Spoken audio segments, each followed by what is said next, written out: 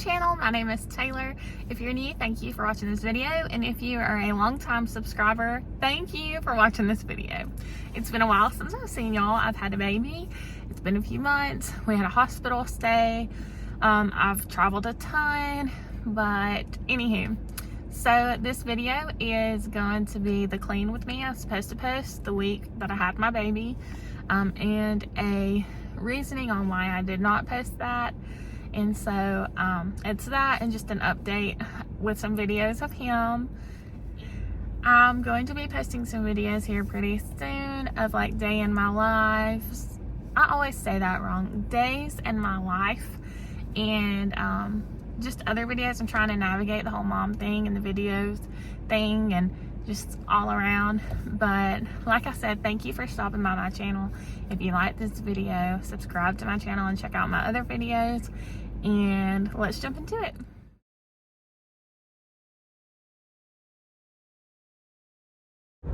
So this was my list of to-dos the week leading up to going in and having Deason.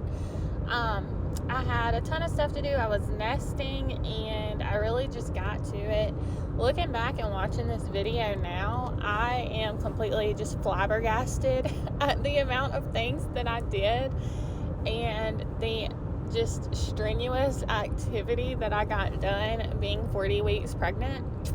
But anyway, yeah, so I finished almost every single thing on my to-do list and went in on Wednesday, February the 16th, to have him. We worked in the house a little bit that day, went and got late lunch with my mom and dad at our favorite Mexican restaurant, and then went up to the hospital to have him. And I want to say that we got to the hospital around 7, I think. It might have been 5. It was either 5 or 7. I really don't remember. So we got to the hospital and they put us in triage immediately. There was really no wait at all, I guess, because I was scheduled to go in. They did my blood pressure, hooked me to monitors, and we were in the triage room for, it really didn't seem like a long time, but I think it was probably about an hour and a half. And then a delivery room came available and they wheeled me over there. They started checking me immediately whenever we got in there and said that I was already having light contractions, and I had no idea, but anywho, so I was already having light contractions. They started a medicine to thin my cervix, and they had said that they were going to start Pitocin the next morning at 6 a.m. So it was kind of just a waiting game, and we were really just spending the night hanging out until the next morning when they would start Pitocin and actually induce my labor. So for the time that we were in the delivery room until the next morning, like I said, we were just hanging out, watching TV, not really nervous, but just excited. We ordered crystals by DoorDash because they told me I could eat up until midnight and that I would probably want to DoorDash something in since they didn't know how long I would be in labor the next day. So my last meal was crystals. It was okay. It wasn't what I was wanting, but I really didn't want anything to eat at all. I really wasn't hungry, honestly. So anywho, we ate crystals, went to sleep. I woke up around 2 that morning, had to go to the bathroom, so I went in there and did my business, took off my makeup, braided my hair, and went back to sleep. And they woke me up periodically just to come and check everything. But they woke me up for induction at 6 a.m., told me that they were starting the Pitocin and that my contractions were going to get pretty intense pretty quick. And so,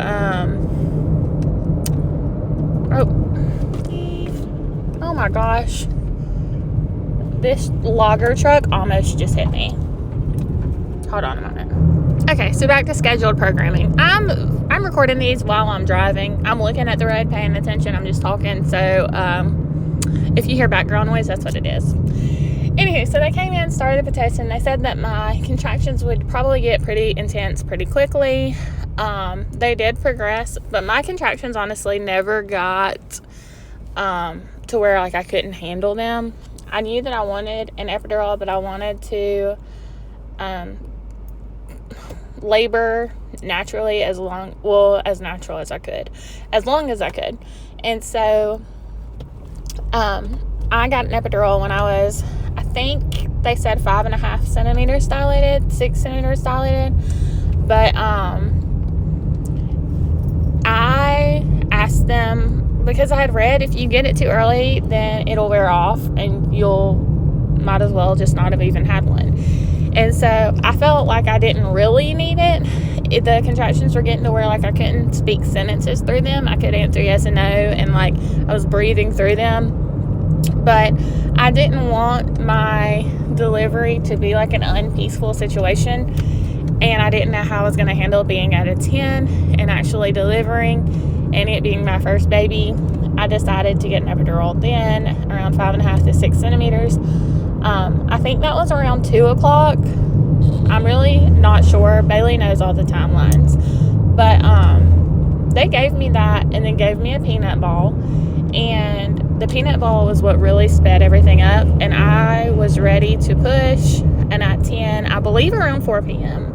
So I was in labor for shorter than 12 hours. I think it was about 10 hours. So, I was at 10, the doctor came in. I really loved the timeline of when I got my epidural because it hadn't fully, numbed everything. So I could still feel, pressure and things. I just couldn't feel pain, really. And I still had control of, my legs and stuff. So I was able to help move around and things. And the actual really numbing part was later on after I delivered, and it was such a hassle. Oh, I forgot to mention too, before I got my epidural, I got medicine in my IV, and that was the worst mistake of my life. It did nothing for me except for slow time down and make me drunk. And so I was cool with my contractions, and the only thing with that medicine was that it made them seem even longer.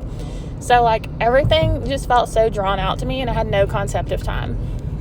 So, it was so frustrating. It didn't help, the pain or anything at all, which there wasn't a whole lot of pain, but it didn't help that at all.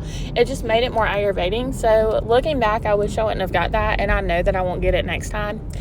But, anywho, so, I think Bailey said I pushed 2, maybe 3 times, and Deason was here. Whenever I was pushing, the doctor told me that his heart rate was dropping and that they would have to assist with a vacuum or something. If you know about birth and stuff, you know what I'm talking about. So what I'm saying is accurate, but it's probably not the right words for it. Anywho, so they helped me push him out, which is probably a reason why my labor was so short. But anywho, his heart rate dropped whenever, with every contraction. And so when he was born, he didn't cry a whole lot at first, and it was kind of nerve-wracking. He was purple, as you can see.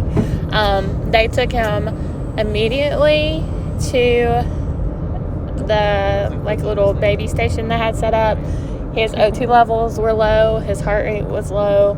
And so, they put him on oxygen. That's what that little helmet you just saw was.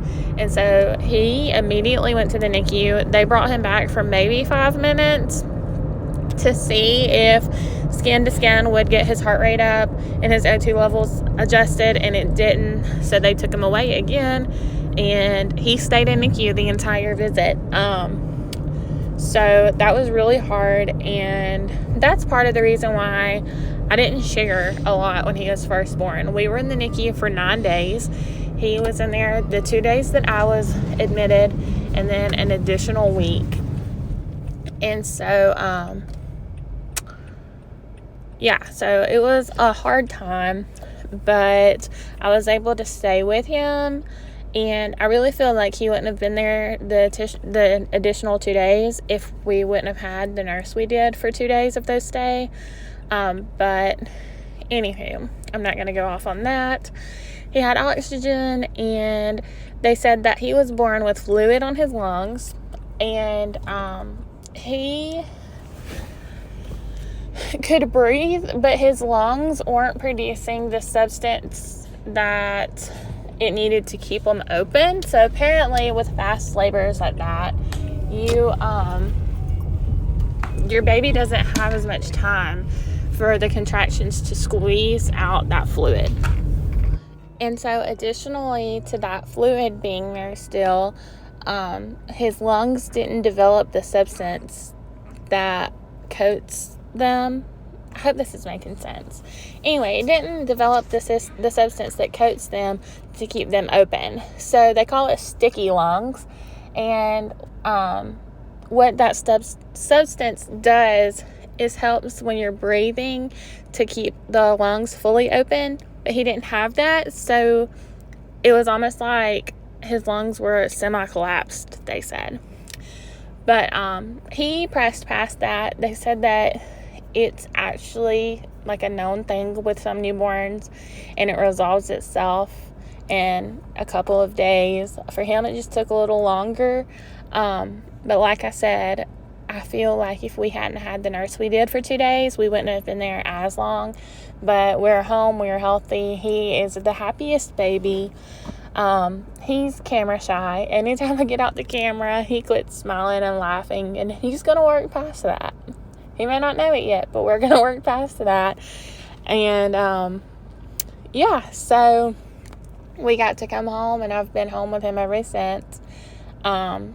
He does still wheeze a little, but the doctor said that that was normal for newborns because they all have like a type of reflux until they're a certain age, and that's just a symptom of that. So his breathing is great, he eats great, and we're happy to be home, and I can't wait to introduce y'all to him.